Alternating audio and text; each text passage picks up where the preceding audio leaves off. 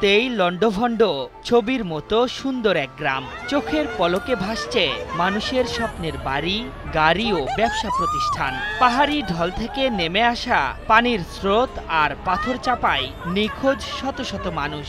যেন কোনো দানব প্রবল আক্রোশে তছনছ করছে সবকিছু।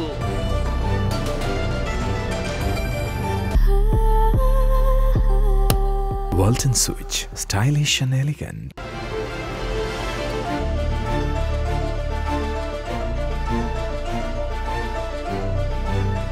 বার্তা সংস্থা রয়টার্স জানিয়েছে, আগাম বর্ষা মৌসুম এলেই উপমহাদেশে তাণ্ডব চালায় ক্লাউড বাস্ট।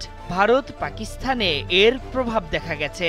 তবে সাম্প্রতিক সময়ে বিশেষ করে চলতি মাসে ক্লাউড বাস্টের ভয়াবহতা দেখেছে ভারতের উত্তরাখণ্ড ও পাকিস্তানের উত্তর পশ্চিমাঞ্চল। ভারতের দুই অঞ্চল মিলে অন্তত 150 এবং শুধু পাকিস্তানেই 350-র বেশি মানুষ নিহত হয়েছেন। পাশাপাশি বহু হতাহতের ঘটনাও ঘটেছে। ক্ষতিগ্রস্ত হয়েছে সড়ক পথ ও ধস নেমেছে পাহাড়ি অঞ্চলে।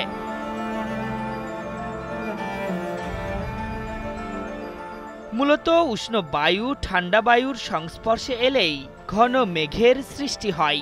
এতে উষ্ণ বাতাস উপরের দিকে উঠতে থাকার কারণে মেঘে সঞ্চিত জলকণা বৃষ্টি হয়ে ঝরতে পারে না।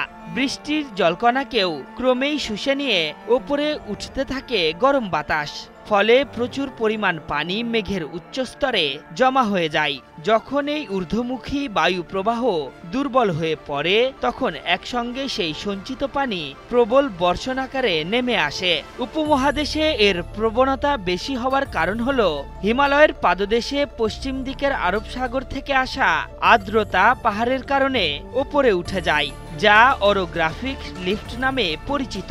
আর এ কারণে বর্ষাকাল বা আগাম মৌসুমে ভারত এবং পার্শ্ববর্তী দেশগুলোতে মেঘ ভাঙ্গা বৃষ্টির প্রকোপ দেখা যায়। আবহাওয়াবিদদের মতে সাধারণত 30 বর্গ কিলোমিটার বা তারও কম এলাকায় চোখের পলকে ক্লাউড বাস্ট বা মেঘ ভাঙ্গা বৃষ্টির ঘটনা ঘটে। অধিকাংশ ক্লাউড বাস্ট বজ্রঝড়ের সঙ্গে সম্পর্কিত।